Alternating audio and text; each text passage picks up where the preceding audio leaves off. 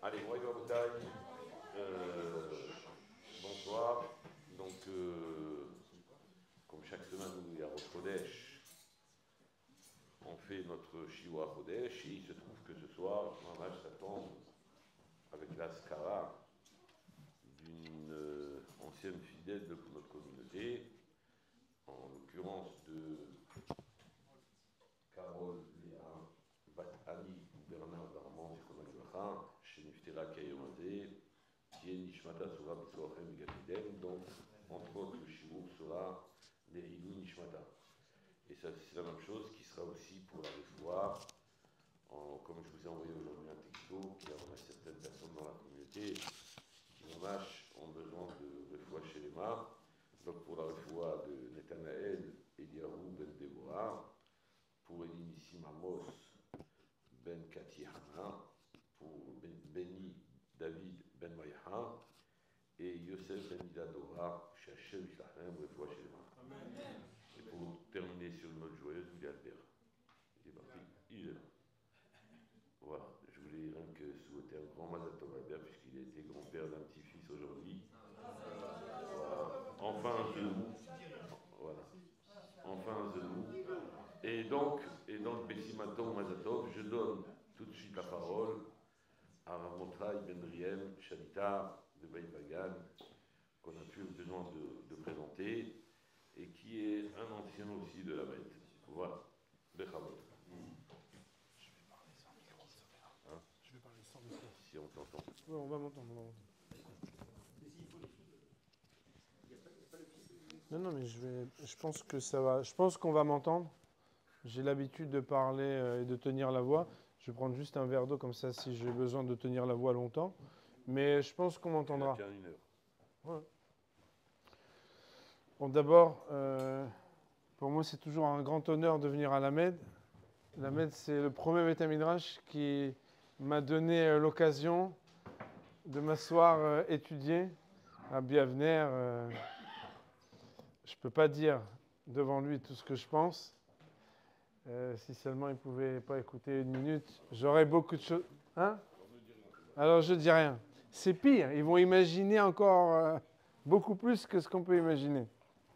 En tout cas, il y a quelque chose de l'authenticité dans ce Beth Midrash. Et quand les gens ont dit c'est ancien de la Med, c'est que ceux qui ont supporté que les choses soient organisées. Il y a des synagogues où c'est les présidents qui font la loi, et il y a des synagogues où c'est les rabbanim qui enseignent la Torah. Et c'est très différent. D'ailleurs, le Rav Sitruk, Zatzal, il disait que une des ségoulottes pour qu'une communauté tienne, c'est que ceux qui prennent la parole, ce ne sont que les rabbanim et personne d'autre. Je crois que Rabbi Avner, il a su inculquer que dans un Beth Midrash, la parole est donnée à la Torah. Et c'est quelque chose qui est vraiment très important. Je me suis demandé de quoi j'allais vous parler. Et d'ailleurs, j'ai dit à quelqu'un aujourd'hui, je vais parler à la Med, je vais pouvoir un peu me lâcher. Parce que ça dépend les auditoires. Il y a des auditoires avec lesquels on ne va pas pousser trop. Mais là, on peut quand même bien réfléchir. Il y a des gens qui étudient, qui sont là depuis des années, qui écoutent des Talmidei Hachamim, sans prétention aucune. Ce que je veux dire, c'est qu'on peut ouvrir une bonne bouteille. Il y a un yesod, une idée fondamentale que je voudrais évoquer avec vous et qui, de près ou de loin, tourne autour du sujet du libre arbitre. Alors, il y a des choses qui sont basiques, mais on va quand même les répéter. Comme disait mon Rav, Zatzal, il faut toujours réviser et revisiter les fondamentaux. Et ensuite, il y a des petits hidushim que Rav Dessler ajoute, que Rav Friedlander, son élève dans Siftei Chaim, rapporte, et qui méritent notre réflexion. Sachant que lorsque on étudie le livre de Bereshit, comme on sait, le livre de Bereshit n'est pas un livre d'histoire. Bien sûr, il y a l'histoire de la création, bien sûr, il y a le déroulement de ce qu'était Maaseh Avot Siman Labanim, les actions de nos ancêtres, qui sont pour nous significatives. Un siman, c'est un signe, et en français, ça sonne bien, puisqu'il y a une signification, et il y a quelque chose qui nous renseigne sur nous-mêmes, sur ce qui nous compose. Et le livre de la création, tel que le Ramban Nachmanide surnomme le livre de Bereshit, c'est les fondations du monde, c'est les fondations de l'homme, c'est les fondations du peuple d'Israël. Et par exemple, dans le deuxième volume de Rav Dessler, pour ne citer que lui, il a tout un chapitre très long, d'ailleurs, et difficile à étudier, qui s'appelle Midot Avot, où il parle là-bas des traits de caractère de nos patriarches, où là-bas il y a vraiment des phares pour mieux aborder la question de la marchava, de la pensée juive. Comme vous le savez, à la différence de toutes les créatures, l'homme a été créé comme un être créateur. Un être créateur, oui, créateur en minuscule. Raphaël de Vologine nous dit dans Nefesh HaChaim que le nom Elohim qu'Akadosh Baruch Hu a choisi, le nom au pluriel, le nom de la rigueur qu'Akadosh Baruch Hu a choisi pour créer l'homme, et qui a une occurrence, je crois que c'est 26 fois que nous avons le Shem Elohim dans le premier chapitre de Bereshit, de la Genèse. Et comme vous le savez, Bereshit Begematria, c'est la valeur numérique de Hateva qui veut dire la nature. Il y a ici quelque chose qui fonde la nature et qui crée l'homme, avec le Shem Elohim, le nom de la rigueur.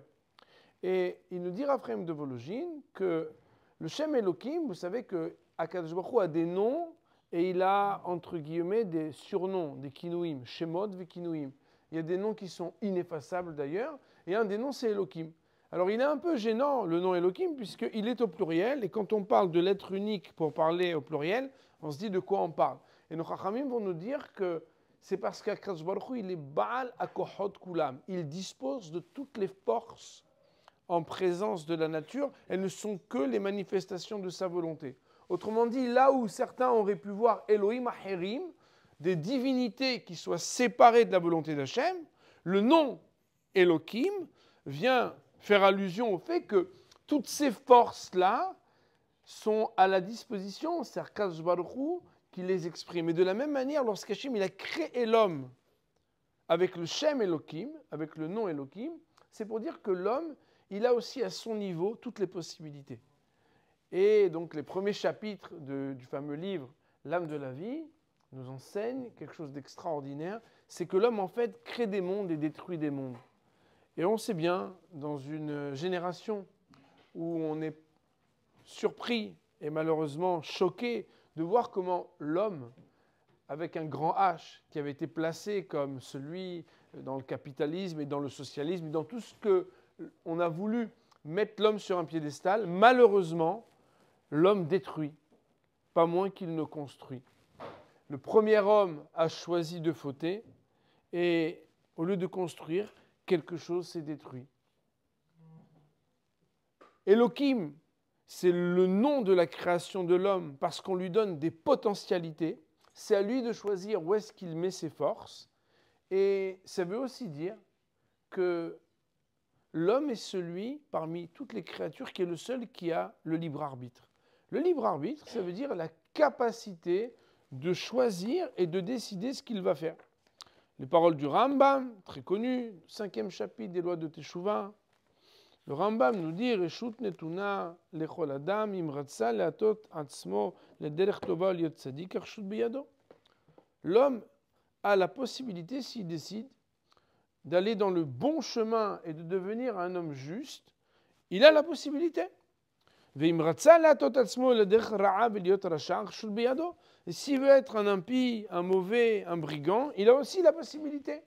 Autrement dit, même si Akadosh Baruch Hu nous ordonne d'être des bonnes personnes et qu'aller dans le sens de la création, c'est réaliser sa volonté, on peut dire « j'ai pas envie, je veux pas, j'ai envie de devenir un voyou, je fais ce que je veux ». Ou shekatu batora en adam ayaki ahad mimenu ladat tovara. L'homme a la capacité d'être yodea tovara.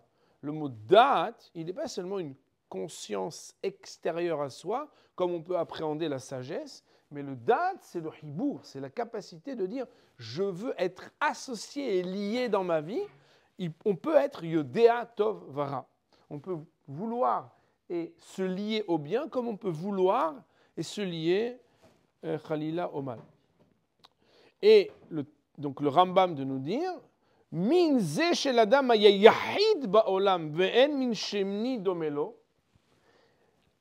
L'homme est la seule espèce, la seule créature qui a la capacité, aucune autre ne peut lui ressembler, Beze Aïnyan à ce propos, Shiu Meatzmo Beda'ato Mahshavato Yodeato Vera, Veose Kol Ma Shiu Chafetz. On a la conscience de qu'est-ce qui est bien et qu'est-ce qui est mauvais. Et même si a priori on se dit, puisque tu sais qu'est-ce qui est bien et qu'est-ce qui est mauvais, tu vas faire le bien. Non. Il a la possibilité, Ose Kol Ma Shiu Chafetz. Il va pouvoir faire ce qu'il décide. Ve'en mi she'yakev biyado la'asot hatov ou hara bekevan sheken pen nishlach yado. Personne ne t'empêchera de faire le bien ou de faire le mal. D'ailleurs, vous savez, c'est un sujet qui est très complexe, puisque le Rav Moshe Cordovero, dans son livre Tomer Devora, dans son introduction, pose la question de ce que l'homme a à disposition des forces que Hachem lui donne, et avec ces mêmes forces qui lui sont données, et normalement, si c'est Akadosh Baruch Hu qui te donne les forces, a priori, tu ne pourrais les utiliser que pour faire sa volonté. Eh bien non. Tu peux utiliser les forces qu'Hachem t'a données pour faire le contraire de sa volonté, et il y a comme une savlanout, une patience. On pourrait même dire qu'au sens étymologique en français, ça sonne bien avec patente et la souffrance. Akadosh Baruch Hu supporte qu'il t'a donné quelque chose pour faire quelque chose de bien, et toi tu l'as utilisé pour faire quelque chose de pas bien, mais c'est l'enjeu qu'Akadosh Baruch Hu il a voulu donner à l'homme de choisir, c'est toi qui choisis. D'ailleurs, on sait bien, quand un enfant il nous a demandé de l'argent pour faire quelque chose, par exemple, je peux aller m'acheter des baskets, ouais, s'il te plaît, s'il te plaît, s'il te plaît. Et il vous a dit quel modèle il veut acheter, et quand il revient, il n'a pas dépensé l'argent comme il nous l'avait dit. C'est extrêmement énervant. Attends, ça fait 2 semaines que tu me tannes pour aller acheter les nouvelles Nike Air qui coûtent. Alors, c'est vrai qu'il y a pire maintenant que les baskets de sport, puisque depuis quelques années, les créateurs, il y a maintenant des baskets qui ont dépassé de loin toutes nos espérances. Baruch Hashem, voilà, enfin, Baruch Hashem pour ceux qui n'ont pas les enfants qui ont cet âge-là, mais c'est un drame d'avoir des chaussures qui ne sont en plus pas exceptionnelles, qui peuvent coûter 1 000 €. C'est une découverte extraordinaire, qui est surnaturelle. Mais quand, en plus, l'enfant n'a pas utilisé l'argent pour ce qu'on lui avait donné, ça peut être quelque chose d'extrêmement énervant. La Torah nous dit qu'Akadosh Baruch Hu, il a donné des forces, et c'est toi qui décides. C'est toi qui décides ce que tu vas faire. Le libre arbitre, nous dit le Rav Dessler dans son fameux Kuntras Abhira, donc il a, entre autres, 2 principaux recueils qu'il faut étudier. Il y a le recueil sur la bonté du Rav Dessler, le Kuntras Chesed, et il y a le recueil sur la liberté, qui est le Kuntras Abhira. Et dans Kuntras Abhira, le Rav Dessler, il nous dit, mais c'est quand même exceptionnel. Quand on y réfléchit, c'est qu'un homme peut avoir la conscience de ce qui est bien et de ce qui est mal, et choisir de faire le mal. D'ailleurs, je me rappelle, vous savez que moi j'ai arrêté de fumer à la Med. Grâce à quelqu'un de la Med qui est venu, qui m'a dit « Je vous ai vu étudier, vous avez l'air comme ça enthousiaste, comment vous ne pouvez pas dominer le Yetzer Hara de la cigarette ?» Et je me rappelle, ce jour-là, j'ai appelé quelqu'un au téléphone, j'ai dit « J'arrête de fumer. » Le gars, il m'a mis un coup, j'arrête de fumer. Et pourquoi je vous dis ça? C'est parce qu'à l'époque, quelques années plus tôt, une fois dans une synagogue, il y avait un rabbin, il n'était pas là, il m'a dit « Tu peux parler ?» Moi, j'aimais bien parler d'Ivrei Torah. J'adore la Torah, si je peux dire d'Ivrei Torah. Bien sûr. En plus, mon papa, c'était son Gan Eden dans ce monde, c'était que je disais d'Ivrei Torah, c'était son grand plaisir. Donc en plus, j'allais me faire un plaisir, j'allais faire plaisir. Seulement, j'ai préparé, maintenant à l'époque, je mettais longtemps pour préparer. Et j'étais très très proche de la pensée du Rav Dessler, ça me parlait beaucoup. J'avais commencé à préparer Kuntras Abhira. Manque de bol, le premier chapitre de Kuntras Abhira, on parle du fumeur. Il sait qu'il a mal le matin ou le soir, il sait qu'il faudrait qu'il arrête. Bon, je sais que normalement je dois faire attention quand je parle de ça. Mais en réalité, tu continues, encore une seule, demain j'arrête, et en réalité, tu sais que c'est bien, tu sais que c'est pas bien, mais alors qu'est-ce que tu en fais? Il y a une possibilité qu'on a d'être mita'alem. C'est quoi d'être mita'alem? C'est de dire, je m'en fiche. Je sais que c'est mal, je le fais quand même. Et il faut comprendre que c'est un mécanisme qui est quand même très puissant. D'ailleurs, c'est dur parce que quand on a un tout petit peu d'ego, quand on réfléchit qu'est-ce qu'on est capable de faire de mal, alors qu'on sait que c'est mal. Parce que quand quelqu'un ne sait pas que c'est mal, on va le voir tout à l'heure, on ne peut pas le punir de la même manière, il ne sait pas. Donc tout l'enjeu de la liberté, c'est quand tu sais que c'est pas bien. Parce que si tu ne sais pas que c'est pas bien, bah, on ne peut pas. Vous comprenez? Donc quelque part, la difficulté du libre arbitre et l'enjeu du libre arbitre, c'est quand tu n'es pas un idiot sur ce sujet, et pourtant, tu fais l'idiot. Et en plus, quand on te dit ne fais pas l'idiot, tu dis non, mais je sais, je vais t'expliquer. Et je ne sais pas si vous savez, il y a des gens, ils vous expliquent très profondément leur Yetzerara. Oui, mais bien sûr. Et là, ils te déballent toute la Torah Kula, avec tous les Sichot Moussar, les Sha'urim qu'il a entendus, les Kabbalot. Il a pris sur lui de faire attention et de prendre des précautions. Et à la fin, alors, bien sûr, la Gemara nous dit qu'un homme ne faute que lorsqu'est entré à l'intérieur de lui un Ruach Shtut. Ruach Shtut, ça veut dire un vent de folie. Le problème, il est que si on étudie littéralement cette Gemara, on se dit, mais je l'ai vu, le gars. Il n'a pas du tout l'air en folie. Il est très calme. Je lui dis, mais qu'est-ce que tu fais là? Il dit, ouais, c'est bon, je m'en fous. Mais tu t'en fous de quoi? Tu es juif. Tu as étudié la Torah. Tu viens d'une famille traditionnaliste. Tu vas à la synagogue de Shabbat. Qu'est-ce que tu fais?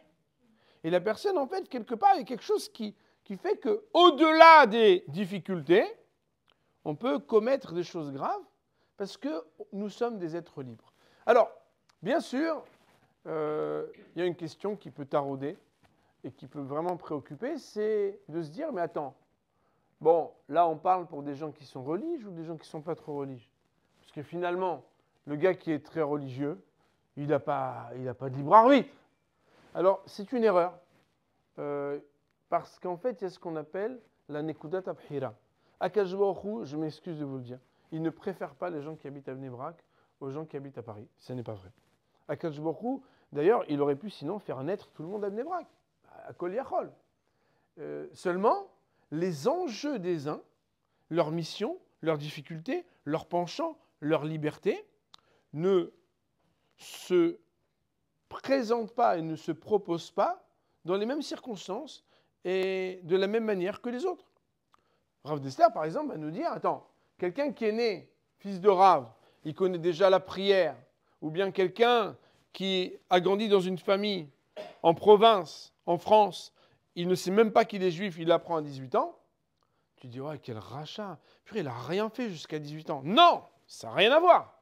Parce que comme on l'a dit tout à l'heure, ça dépend à partir de quand tu sais, et ça dépend où est-ce que tu as commencé et où est-ce que tu as terminé. D'ailleurs, Moraï Veramotaï, il faut savoir que d'apparence, on ne peut pas se fier aux apparences quand on parle de spiritualité. Parce que quand tu as deux personnes, une à côté de l'autre, qui font comme ça pendant la prière, tu ne sais pas combien le gars il a ramé avant d'arriver là où il est. Indépendamment du fait que des fois, deux frères dans la même famille, il y en a un pour qui c'est dur, il y en a un pour qui c'est très dur, il y en a un pour qui c'est très très dur, et il y en a un pour qui c'est facile. Ishtabar Shemo, celui-là, il ne nous a pas causé de problème. Depuis le début, tout était facile. Tout ce qu'il a fait, et au point que des fois les parents disent « Pourquoi tu n'es pas comme ton frère ?» La raison, c'est simple, c'est parce que ce n'est pas lui. Akadosh Baruch Hu, chacun, il l'a mis avec un paquet de choses faciles et moins faciles. Mais de la même manière, la souche, le berceau dans lequel on est né, c'est la base. Ça veut dire c'est l'endroit, on pourrait appeler ça l'ordonnée à l'origine, vous vous rappelez de ce mot, c'est que voilà, c'est là-bas que tu commences. Et c'est là-bas que tout commence pour toi. Maintenant, qu'est-ce que tu vas en faire? Ça va dépendre. Quelqu'un, l'autre jour, nous avons déménagé à quelques rues, à un endroit où, le vendredi soir, il y a des odeurs de barbecue, et il y a des gens qui sont dans les voitures. Et la dernière fois, j'étais avec un de mes gendres, et je dis « David !» Et le bonhomme, il était dans sa voiture. Et il vient me parler, et je lui parle, et alors mon gendre, il me dit « Tu le connais ?» Je dis « Bien sûr. » Il me dit « Mais comment tu lui parles? Il est pas... » Je dis « En fait, si j'étais né en Russie, il y a 88 ans et demi, et que j'avais sa vie, peut-être que je serais Mehalel Shabbat, et peut-être je transgresserais peut-être Shabbat, et même pire. J'ai eu la chance, et je remercie Akadosh Baruch Hu, d'avoir grandi ailleurs. Mais non, ça ne veut pas dire que je vais lui dire, ta voiture, quand tu la démarres le Shabbat, ça me fait quelque chose. Non, c'est pas vrai. Et si un jour il s'intéresse à me parler et qu'il me dit, dis-moi, tu peux me prêter ton Shmirat Shabbat qui est le Kreta, je voudrais commencer à étudier les lois telles que Rav Neuwirth les bien sûr, je vais lui prêter. Mais en attendant, en fait, on ne peut pas juger parce que la liberté, le champ, le domaine de définition du champ de réalisation de la liberté dépend de chacun. Ça veut dire qu'en fait, c'est comme si chacun, on a un curseur.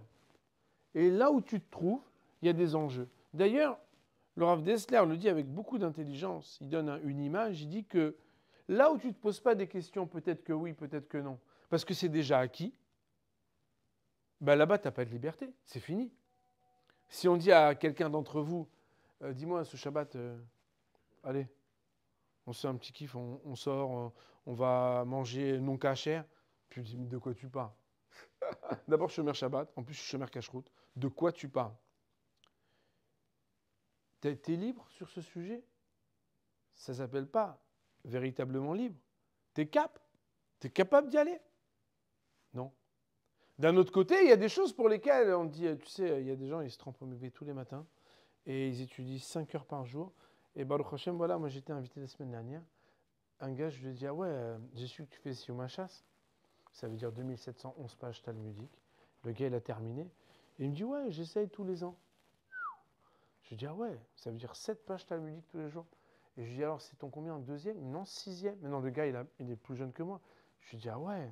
Je dis, tu sais, tu me fais un effet, ça me fait un effet bizarre quand tu dis ça. Je dis, j'ai même pas envie de venir. Il m'a dit, mais non, viens quand même. J'ai dit, non, j'ai envie de venir. Comme ça, je suis zoré, comme c'est marqué dans Hazal, que celui qui a la clôture d'un traité, il reçoit le mérite comme s'il avait tout étudié. Comme si, vous savez, comme si c'est pas la même. Si par exemple, tout à l'heure, il y a un petit four et je dis, je le mange, et toi, c'est comme si tu l'avais mangé. Tu dis, non, viens, on fait l'inverse. Et toi, c'est comme si c'est pas la même chose. Pourquoi je vous dis ça? C'est parce qu'en réalité,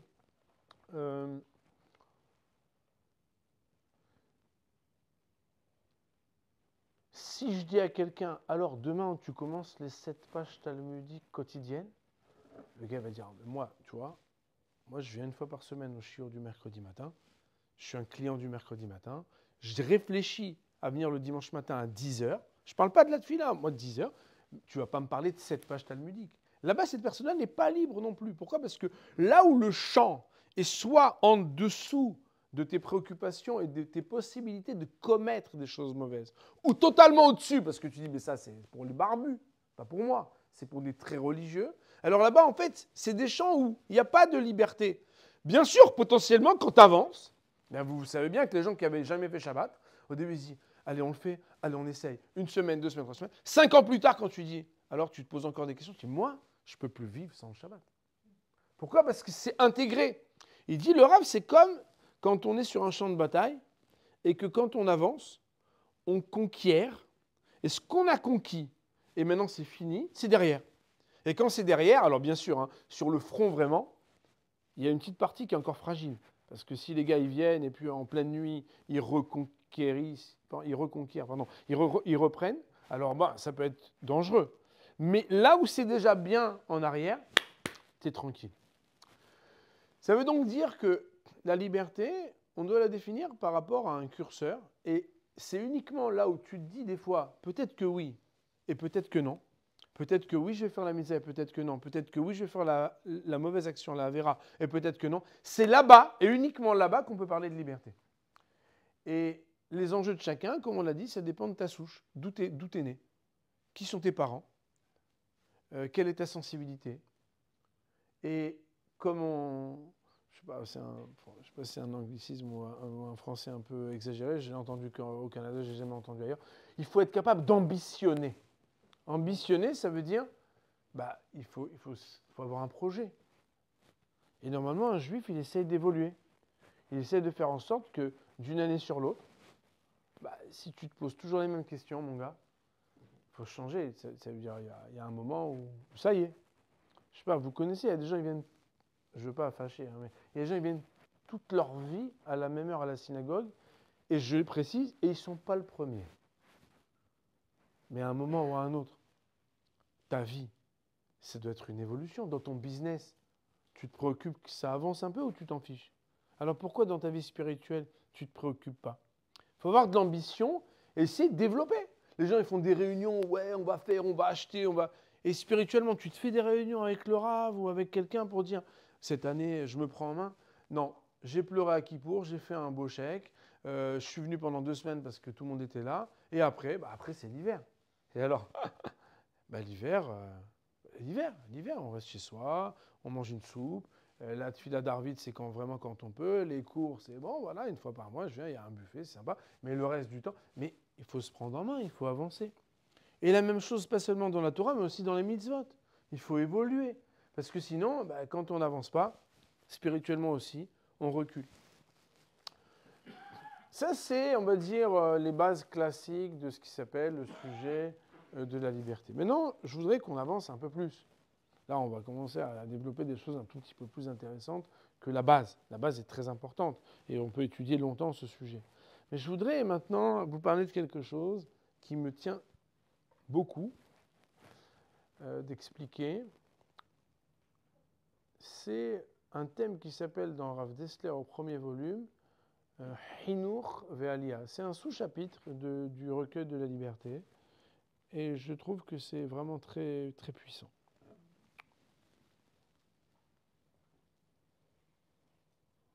Il est écrit dans la Torah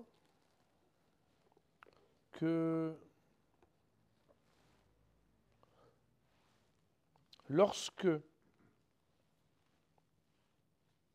on va lire bientôt, que la ville de Sodome va être retournée et détruite, il est écrit que Vaïskor Elohim et Avraham, Vaïshalach et Lot, mitoch ha'afecha ba'afoch et ha'arim asher yashav ba'em Lot. Donc chapitre 19, verset 29. Elohim s'est rappelé de Avraham et il renvoya Lot de là où la ville de Sodome allait être retournée. Et on dit qu'il s'est rappelé d'Avraham, alors il a libéré Lot. Comme on le sait, Lot a été sauvé. Il était le neveu d'Avraham. Il avait grandi chez Avraham Avinu. Il a été sauvé. Mais on nous dit, Hachem s'est rappelé d'Avraham, alors il a sauvé Lot. Rashi Akadosh, de nous dire, Maou Zechilato chez l'Avraham à Lot. Normalement, tu dis, Hachem s'est rappelé de Lot, il a sauvé Lot. Pourquoi on dit, Hachem s'est rappelé d'Avraham, il a sauvé Lot? Alors il nous dit, Nizkar Shayot Yodea chez Sarah Ishto chez l'Avraham, Veshama Shem Avraham Mitzrayim al Sarah Achoti, Velo Gila Adava. C'est parce que Lot n'a pas révélé un secret qui lui avait été confié, que quand Avraham Avinu avait dit, tu vas dire que tu es ma sœur parce que sinon ils vont te prendre, alors Lot savait que ce n'était pas sa sœur mais sa femme, et il n'a rien dit, il n'a pas révélé ce secret. Le ficha, c'est pourquoi il a eu pitié de lui, il a dit, il a été faire le gars, il aurait pu parler, il n'a pas parlé, il va être sauvé. Demande nos hachamim, mais dis-moi, dans ce même chapitre de la Torah, c'est ça la bravoure de Lot?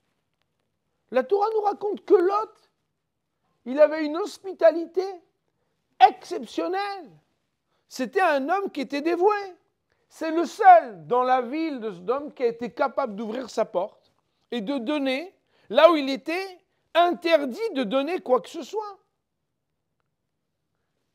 Ça a l'air, sur la balance, ridicule de ne pas divulguer un secret plutôt que d'être capable de mettre en péril sa vie pour pouvoir faire l'hospitalité, se battre pour le chesed, pour la bonté.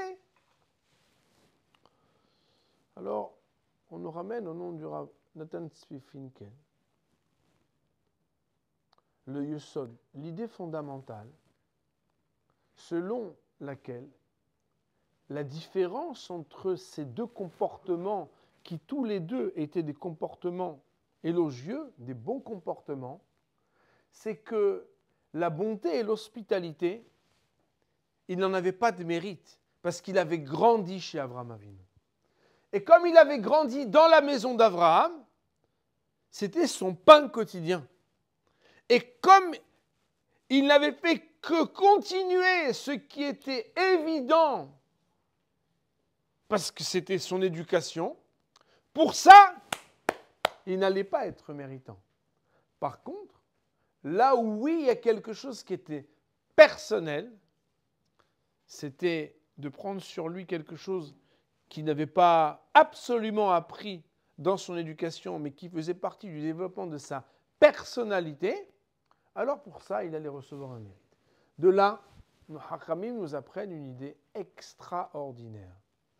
C'est que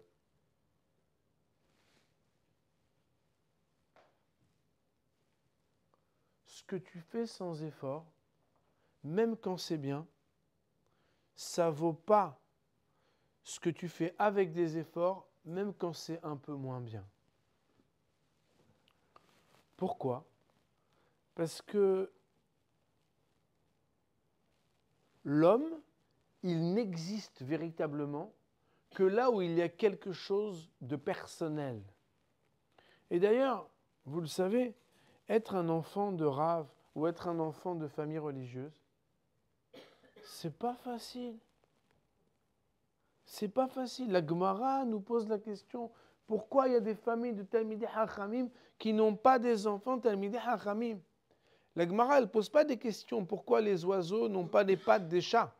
La Gemara, elle pose des questions par rapport à des choses, des réalités concrètes, des préoccupations qui sont palpables.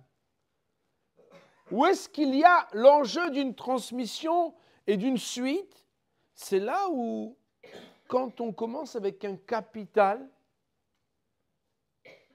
qui a été reçu facilement, c'est pas facile de capitaliser lorsqu'on ne s'est pas battu. D'ailleurs, vous le savez bien, les générations des Juifs d'Afrique du Nord qui sont montés en France, je ne sais pas si on dit monter, on va dire du sud au nord, mais peut-être pas. Quand ils sont arrivés, qu'est-ce qu'ils ont galéré ? Et leurs enfants ? Ah, leurs enfants, non. Attends, pourquoi ils ont galéré ? Pour que leurs enfants ne galèrent pas. Et quand tu regardes le niveau de motivation des galériens qui prenaient le train pendant des heures, qui devaient apprendre, qui devaient se fatiguer, et quand tu vois le niveau et les valeurs de la petite jeunesse, génération G+1, des petits gâtés pourris. Je suis fatigué, j'ai pas envie, je pense que je vais arrêter, je change l'année prochaine. Mais attends, il y a des générations où, parce que je l'ai dit, je le fais, coûte que coûte, même si je vais être crevé, j'ai dit que je vais y aller, on m'a donné un travail, je m'engage, etc. Dans la vie, l'engagement, c'est ce qui permet d'acquérir les choses de manière personnelle. Personnel, ça veut dire que ce n'est pas quelque chose qui est à l'extérieur de moi, c'est quelque chose qui est à l'intérieur de moi. Malheureusement pour nous, et on le voit, sachez, moi je reçois des personnes tous les jours, et des fois on reçoit des jeunes filles, des jeunes garçons, des jeunes couples, de gens qui viennent de familles religieuses, qui appliquent les mitzvot, et qui ne savent pas pourquoi ils les appliquent. Ça veut dire quoi, ils ne savent pas? C'est des spécialistes. La fille, elle a une jupe longue depuis qu'elle est née. Elle a une jupe longue. L'autre, il fait la prière tous les jours depuis qu'il est né. Oui, mais justement, parce que c'est quelque chose de naturel, d'inné et pas d'acquis, des fois, quand quelque chose paraît être inné, on ne se préoccupe pas de l'acquérir. Or, c'est lorsqu'on revisite des choses qui paraissent être évidentes qu'on commence à acquérir véritablement les choses. Ça veut dire, Moïse Rabotaï, que quand tu nais dans une famille, tu reçois un capital. Qu'est-ce que tu en fais? Ça te concerne à toi. On raconte une petite histoire. Il y a une fois quelqu'un qui dit alors, j'ai vu que tu as réussi dans les affaires. Elle dit non, non, non, moi, c'est pas à moi qu'il faut poser la question, c'est à lui. Elle dit ok. Et donc il va voir l'autre personne, il dit voilà, et ben, il dit ben, moi je suis beaucoup moins riche que lui. Pourquoi il t'a envoyé chez moi? Il dit ben je lui ai posé la question. Et il m'a dit moi je suis riche, fils de riche, lui il est riche, fils de pauvre. Même s'il est moins riche, il faut apprendre de lui parce que ce qu'il a, c'est lui qui l'a reçu. C'est lui qui l'a produit. Ben Moraï Verabotaï, on est tous un peu des riches, fils de riches par rapport à notre éducation. C'est la base. On n'a rien fait. Akadosh Baruch Hu, il nous a fait des cadeaux. Un papa, une maman, un entourage. Et c'est des choses de base. Et là-dessus, finalement, bah, bien sûr, c'est important d'être les continuateurs. D'ailleurs, ce n'est pas toujours facile. Mais il faut être capable de s'investir pour acquérir. D'être quelqu'un qui a une personnalité. Pourquoi je parle de ce sujet? C'est parce que la superficialité avec laquelle on aborde la question de la pratique religieuse et parfois même de l'étude de la Torah fait que des fois, ce qui nous importe, c'est d'apprendre et de faire de manière superficielle. Je vais expliquer. Par exemple, des gens ils vont à un cours de Gemara. Tu étais au cours, j'étais au cours. Tu sais répéter, je sais répéter. Comme le Rav, presque comme le Rav. Tu fais les mitzvot, tu as ton loulav, moi aussi. Il y a des gens, Moraï Verabotaï, qui ne se sont jamais demandé pourquoi on étudie la Torah et à quoi ça sert, ni même, alors que ça fait 50 ans qu'ils font la misa du loulav, pourquoi Akadosh Baruch Hu nous demande de faire le loulav? Et on est dans une superficialité, Moraï Verabotaï. Ça ne ressemble pas à un bouquet de fleurs. Donc tu comprends que c'est différent. Le cours, il est en araméen. T'écoutes, c'est intéressant. Mais tu ne crois pas qu'il faut aller un tout petit peu plus loin? Et malheureusement, on se mobilise, mais est-ce qu'on acquiert vraiment les choses? D'ailleurs, c'est très simple pour savoir si on a acquis pour de vrai ou non. C'est exactement comme dans l'histoire. Je m'excuse de citer des références qui ne sont pas forcément religieuses, mais tout le monde connaît l'histoire des 3 petits cochons. Premier coup de vent, c'est là que tu vois si c'est du solide ou pas. C'est quoi le coup de vent? C'est quand il y a des épreuves dans la vie. Et les épreuves, on en a tous.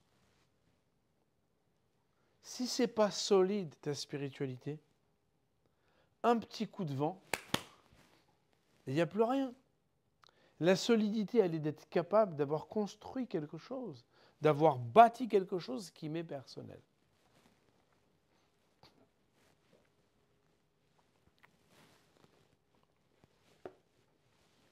Troisième partie du cours.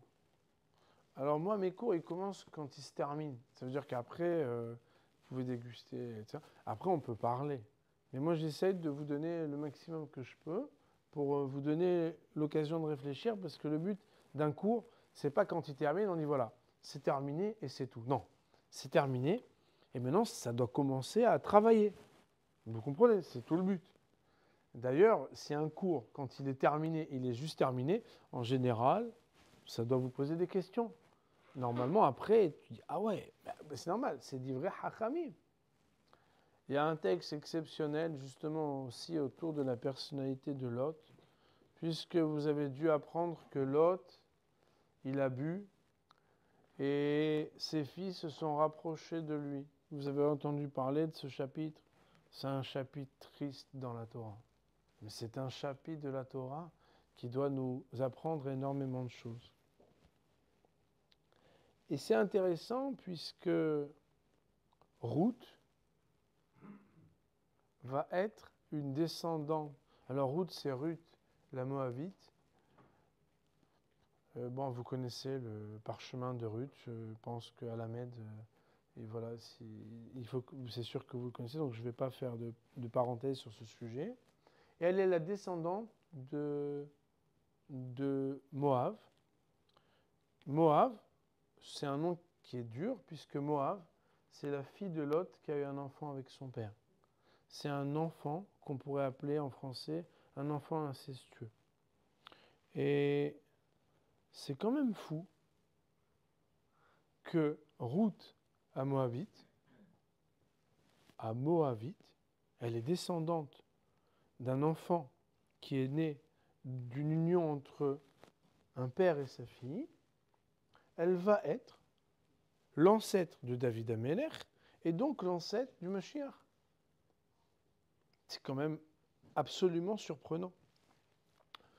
Si on va d'ailleurs jusqu'au bout de la question, le Mashiach ben David étant celui qui annonce la délivrance, c'est comme s'il y avait dans cette généalogie un peu originale un chemin qui passe par une déviation bizarre qui s'appelle Lot avec sa fille à son insu, naissance de Moab, des générations plus loin. Non, on ne va pas détruire. La Torah nous dit qu'il ne faut pas faire de mal à Moab parce qu'il y a quelqu'un qui va sortir et qui est précieux. C'est Ruth à Moabia. Et c'est pour ça que le Ham Israël ne peut pas faire de mal à Moab. Et va sortir de là la délivrance. David Amelech, Mashiach ben David. Alors le Rav, il nous explique quelque chose, et je pense que là, on va toucher quelque chose d'encore plus subtil dans le sujet de la liberté et de la libération. C'est que il existe des qualités et des défauts qui ne sont pas seulement l'héritage qu'on reçoit de nos parents, mais l'hérédité que nous recevons de nos parents. Vous savez bien, et si vous ne le savez pas, ou vous ne voulez pas vous l'avouer, je vous le dis, il y a des défauts dans chaque tribu d'Israël. Ça veut dire que chaque famille, elle a ses qualités, elle a aussi ses défauts. Je ne parle pas seulement des villes du Maroc dont on dit que tous ceux qui habitaient là-bas sont plus généreux, plus que les autres. Non, je ne parle pas de ça. Je parle que dans chaque famille, il y a des qualités et des défauts. Et il y a comme une transmission transgénérationnelle où les enfants parfois ressemblent beaucoup à lui. Il nous fait la même chose que toi. Oui, oui. Ben, il n'y a pas de question, hein. C'est ton portrait craché, mais pas seulement physiquement. Ouais, ben regarde ce qu'il a fait à sa soeur. Ça te rappelle quelque chose? Mais il te ressemble aussi à toi. Tu parles de ce qu'il a fait à sa soeur, mais moi je vais t'en raconter une autre. Hier, tu sais que, et en réalité, nos traits de caractère, des fois on est très fiers de l'héritage des qualités de nos parents. Mais sans leur en vouloir, il y a aussi l'hérédité des traits de caractère dont parfois on se sent persécuté de ressembler beaucoup à nos parents. Alors on se marre de se dire « je suis comme lui, purée, je suis comme lui ». Parce qu'on préfère se marrer. Mais en réalité, à un moment ou à un autre, va falloir faire des petites opérations génétiques.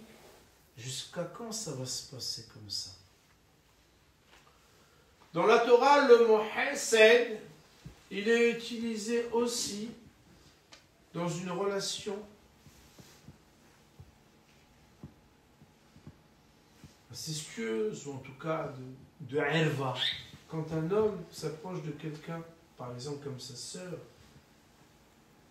alors la Torah va dire Hesed. Et nos Chachamim, comme vous le savez, nous disent que les traits de caractère s'appellent des midot. Mida veut dire une mesure.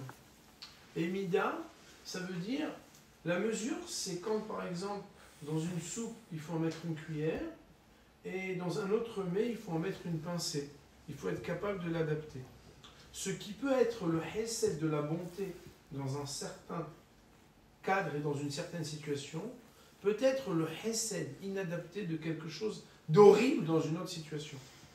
D'ailleurs, d'apparence, quelqu'un qui ne connaît pas un frère et une sœur et qui les voit s'enlacer, il se dit, quel amour, quel ahva, quel réout.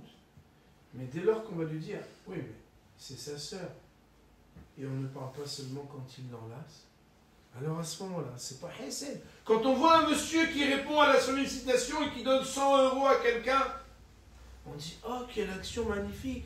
Oui, mais s'il sait que cet homme est toxicomane et que cet argent, il va tout de suite aller pour acheter de la drogue, c'est pas de Hesed qu'il fait. Mais d'apparence, ça se présente comme étant du Hesed. Ce bonhomme-là, a priori, il a agi d'une manière positive. Il nous dit le Rav Dessler et son élève le Rav Friedlander. Si Akadosh Baruch Hu, il a demandé que les descendants de cette union entre Lot et sa fille, les descendants de Moab, il faut les laisser en vie, c'est parce qu'il va y avoir quelqu'un qui s'appelle Ruth Amoavia. Ruth Amoavia, je vous rappelle que la Torah, dans le livre de Ruth, va nous dire qu'elle s'est spécialisée, elle s'est distinguée à la fois par la pudeur, mais aussi par la bonté. Pudeur, elle vient d'où? Elle vient de la pudeur? Elle ne vient pas de la pudeur. Bonté, est-ce qu'elle vient de la bonté? Elle ne vient pas de la bonté. D'où elle les a sortis? C'est qu'en fait, c'était une bonté abîmée. C'était une pudeur abîmée. Et d'ailleurs, vous savez, ces montres, je crois qu'on appelle ça les montres à gousset, vous savez où il y a le truc sur la ceinture. Hein? La petite chaîne. Il y a la petite chaîne. Il nous dit, le Rav, si tu enlèves un maillon de la chaîne, il n'y a plus de montre. Si tu l'enlèves et que tu racoles pas les autres. Il dit, c'est les générations. Des fois, pour que puisse émerger quelque chose d'extraordinaire au bout d'une chaîne générationnelle qui, des fois, n'est pas exceptionnelle, ça vaut la peine de rester en latence. Il explique par exemple que parfois il y a des familles où tu dis mais c'est pas possible, d'où il est sorti? Tu vois un Talmid Chacham, on en a plein en France, leurs parents ne sont pas des Talmid Chachamim. Et tu regardes une génération, 2 générations, alors toujours on cherche Srout Avot jusqu'où, etc. Il nous dit le Rav Dessler, c'est pas Srout Avot, c'est Zakut Avot. C'est quoi Zakut Avot? Zakut Avot, c'est que des fois il faut aller chercher très très très loin.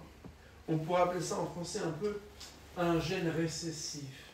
Récessif, c'est le contraire de dominant. C'est qu'en réalité, parfois, il s'est fait dominer par autre chose, il a été déviant, et à un certain moment, il émerge.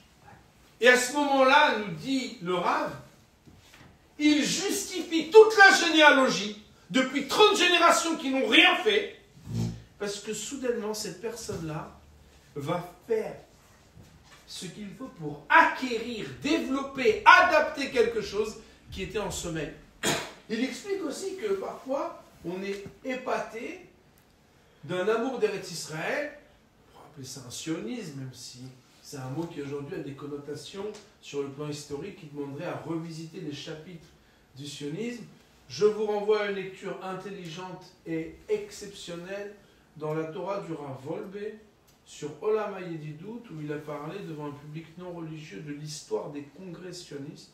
Je pense que c'est un des seuls que moi je connais qui a parlé avec tellement de profondeur sur ce sujet de l'histoire moderne du sionisme. Je ferme la parenthèse, ça n'est pas le sujet que je vais aborder, et ni maintenant, ni pendant le buffet, les gens, surtout en France, pensent après que s'ils parlent avec moi, je vais parler avec Bibi quand je vais rentrer. C'est l'Okashur et là. Le jour où il m'appellera Blinéder, je reviendrai faire une conférence et vous me direz ce que vous voulez que je lui suggère. Il nous dit, le Rav Friedlander, des fois on voit des gens qui adorent Eretz Israël, la terre d'Israël, mais qui n'y connaissent rien. Moi j'appelle ça le sionisme du drapeau, des Français qui pensent que Am Israël Rai, Ardout, oh Israël, alors qu'en fait, ils ne savent pas ce qui se passe, ils ne comprennent rien, ils voient juste écrit en hébreu, ça les émeut, mais ils sont capables de tout donner pour Eretz Israël. Et c'est beau. D'où ça vient, il nous dit le Rav? C'est qu'au niveau transgénérationnel, ils ont hérité de l'amour d'Eretz Israël des ancêtres. Ça veut dire que Moraï Verabotai, au-delà même des questions de liberté, qui concernent le berceau, la souche, dans laquelle tu es né et dans laquelle tu as grandi, il y a aussi des choses qui passent, même à ton insu, dans ton éducation et dans ce qui vient des générations précédentes, des fois plusieurs générations. Pourquoi je vous parle de ça? Parce que, vous savez, il existe une phrase dans le Midrash qui dit que chaque homme devrait dire « Matai yagi'u ma'asai le ma'asei avotai » Quand est-ce que mes actions pourront se rapprocher des actions de mes ancêtres? Et malheureusement, vous savez, des fois, on est très gêné quand on lit ça, parce que quand déjà on lit les histoires des Talmidei Chachamim d'il y a 50 ans, c'est pas difficile. Étudiez un texte du Talmud jusqu'au bout, et après ouvrez les paroles du Chazon Ish ou de Rav Moshe Feinstein, qu'est-ce qu'ils ont écrit sur le même sujet. Vous pourriez déjà vous dire, mais on a l'impression qu'il y a 1000 ans entre eux et nous. Il n'y a pas 50 ans ou 100 ans, il y a 1000 ans. On n'arrive même pas à comprendre comment c'est possible d'avoir cette profondeur. Mais lorsqu'on parle des Avot, des patriarches, Abraham, Yitzhak et Jacob, de quoi nous parle-t-on? Eh bien, il faut savoir que les défauts moraux qui sont à l'intérieur de nous, qui nous dérangent, qui nous enquiquinent au quotidien, ce sont juste des qualités qui n'ont pas encore été travaillées. Et le da'at, la conscience, nous permet de travailler pour réadapter, réorienter, réajuster des parties à l'intérieur de nous qui sont déviantes. Ça veut donc dire que le libre arbitre, c'est pas que la liberté de mitzvah ou avera, d'avoir un comportement pour dire j'ai fait la volonté d'Hachem, je mets un V. C'est pas que ça. C'est aussi ce qu'on pourrait appeler en français l'esprit de la Torah. C'est qu'en français il y a la loi, il y a l'esprit de la loi. C'est quoi la loi et l'esprit de la loi? C'est que des fois, votre comptable, un bon comptable, je m'excuse, un bon comptable, il sait vous dire là où il y a des trous dans la loi. C'est normal, c'est son métier. Il dit, faites ça et ça, vous n'allez pas payer pour rien. Mais si un jour on va devant un juge et il voit que, un peu comme un gruyère, vous avez cherché tous les trous de la loi et finalement vous vous arrangez pour payer rien et répondre pourquoi vous payez rien. Là c'est parce que c'est ça, là c'est parce que c'est ci. Il va vous dire ok, fine, d'après la loi, tu es acquitté. Mais tu te fiches de moi ou pas?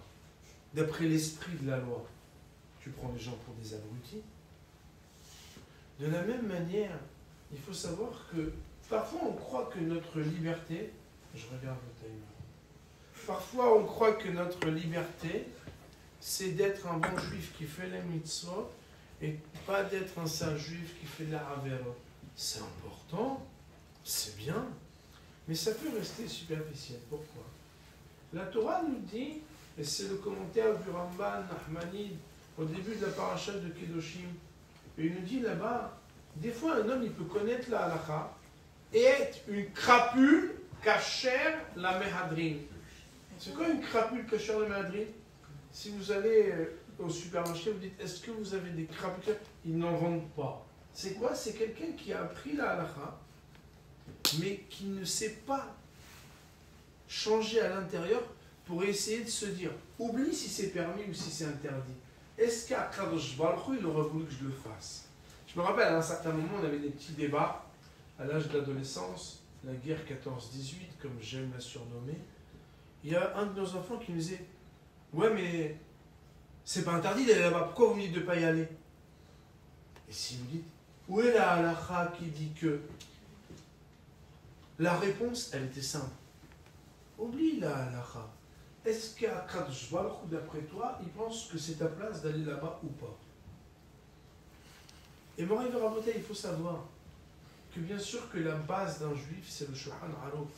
C'est la loi. Un homme, il doit savoir qu'est-ce qu'il doit faire et qu'est-ce qu'il ne doit pas faire.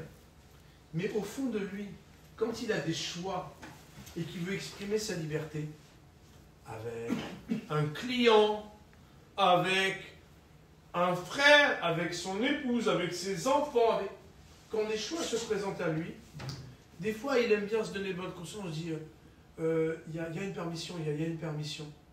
Ben bien sûr, il peut toujours avoir des permissions. Mais si tu es honnête et tu dis, est-ce qu'Akadosh Baruch Hu, il aurait voulu que je fasse ça ou pas? Et de dire Avdeskar dans un autre endroit, dans Mabat Haemet, au nom du Shla Kadosh, au fond de chacun d'entre nous, il y a un petit détecteur de mensonges et une voix qui sait dire la vérité. Seulement, ça nous énerve. Un peu comme un bon ami, un peu religieux et un peu trop droit. Ouais, Shimon, il est trop droit. Donc quand je veux faire des trucs un peu... Je lui parle pas, et j'essaie qu'il ne me voit pas, parce qu'il va me saouler.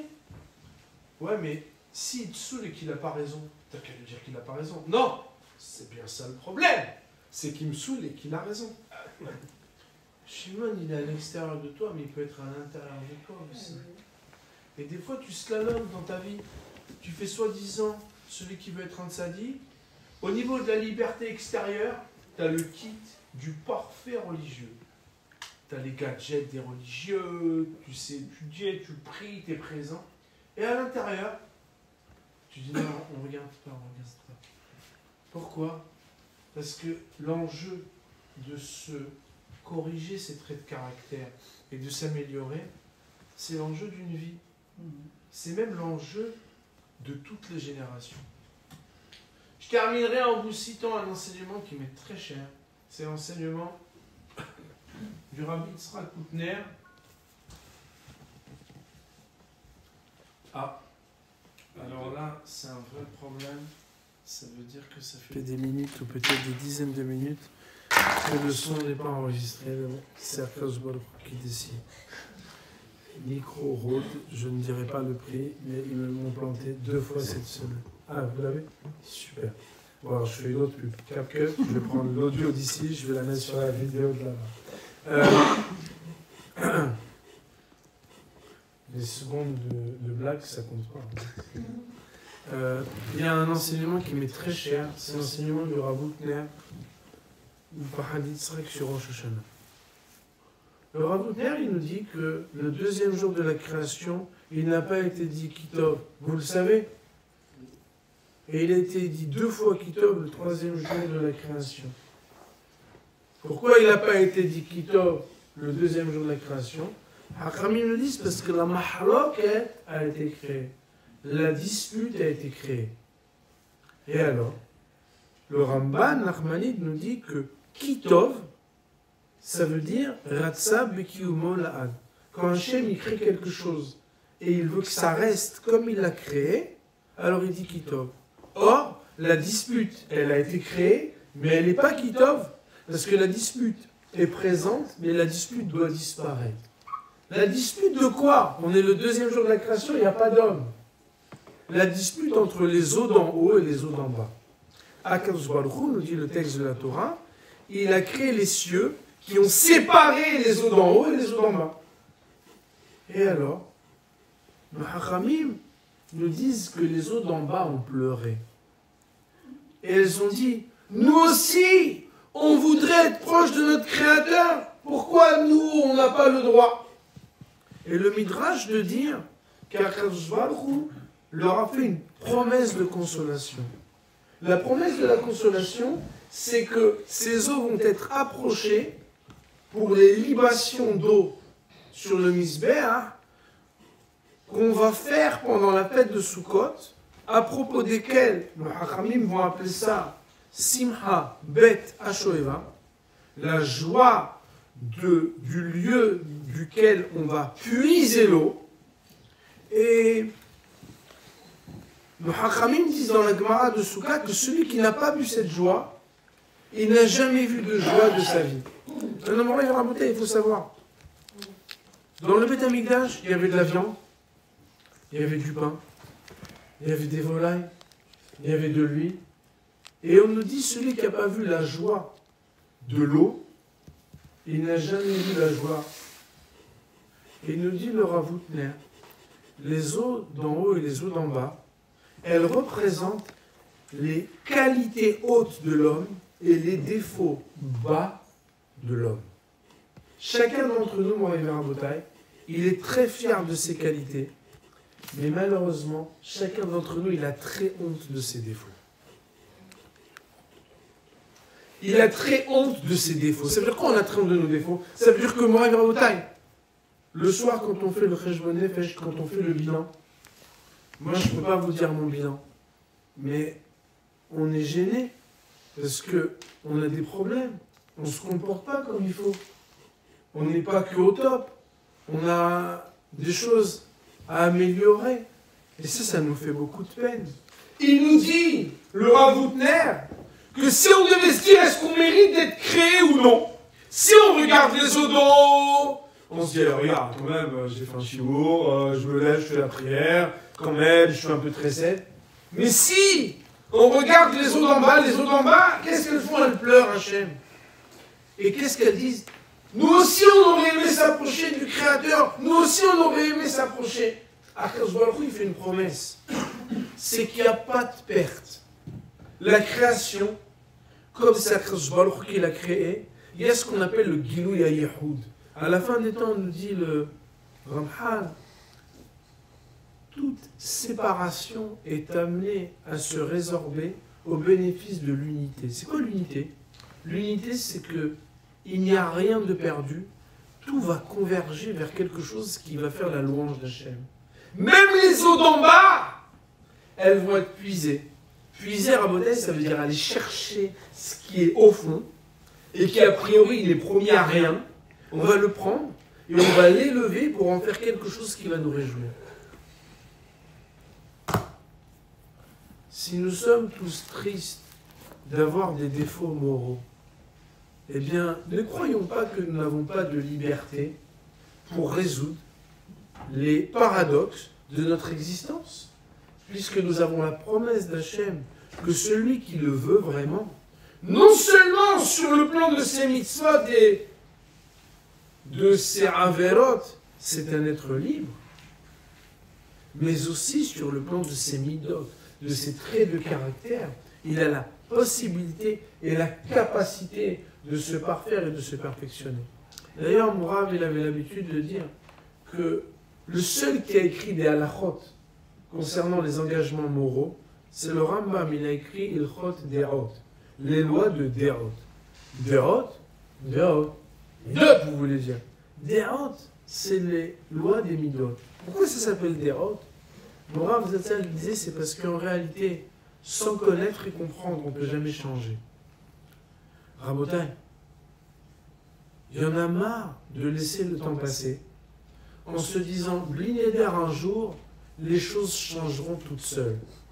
Un problème qui n'est pas étudié n'est jamais résolu. C'est le principe du consulting. Vous connaissez ces hommes avec un cigare, un chien qui vous facture très cher de l'heure, ou au bout d'une heure, alors que ça fait des années que tu traînes un problème, ils disent, j'ai compris où est le problème. Il faut que je revienne que 2 fois. Et tu dis, mais c'est 5 000 € de l'heure. Ribona Aolami. Et il dit 2 fois ou 3. Il dit, non, venez 2 fois. Mais sans étudier les problèmes, on ne les résout pas. Et il faut essayer d'approfondir à la fois la loi, à la fois l'esprit de la loi. Ça veut dire ce qu'Akadosh Baruch Hu voudrait que chacun d'entre nous, il ait ce qu'on appelle la délivrance. Lorsque Ruth Moavia, elle transforme ce qui était des traits de caractère dominants à l'intérieur d'elle, de déviance, ou récessifs à l'intérieur d'elle, de bonté, pour en faire quelque chose de la pudeur contre l'impudeur de son ancêtre, de la vraie bonté à la place de la déviance, d'un rapprochement interdit dans la Torah, elle va donner naissance à David Amelech et au Mashiach. Ça veut dire que chacun d'entre nous, il est responsable de se poser les questions des gènes récessifs et dominants dans ses traits de caractère, de les travailler, parce que c'est ça la Géoula. La Géoula, c'est d'être capable de faire en sorte que chaque chose retourne à sa place et que Be'ezrat Hashem, de l'unité intérieure, de l'unité dans les communautés, on puisse arriver Be'ezrat Hashem à la révélation de l'unité d'Hachem. Ve'aya Hashem le'melech al kol haaretz, vayom ha'ohi Adonai echad, u'shmo echad. Chazak u'baruch. Chazak u'baruch.